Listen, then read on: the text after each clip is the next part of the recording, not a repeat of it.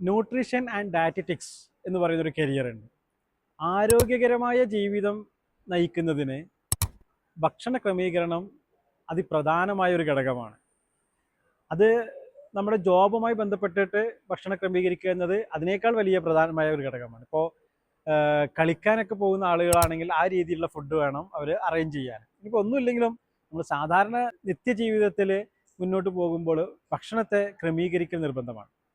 ഇതിന് സ്പെഷ്യലൈസേഷനുകളുണ്ട്. ഇപ്പോൾ sports nutritionist, child nutritionist, health nutritionist, ഇങ്ങനെ തുടങ്ങി വ്യത്യസ്തമായ രീതിയിൽ, ഇപ്പോൾ ജെറിയാട്രിക് ന്യൂട്രീഷനിസ്റ്റ്, ഇങ്ങനെയൊക്കെ തുടങ്ങി വ്യത്യസ്തമായ രീതിയിൽ നമുക്ക് ന്യൂട്രീഷൻ ആൻഡ് ഡയറ്ററ്റിക്സിനെ പഠിക്കാൻ വേണ്ടിയിട്ട് പറ്റും.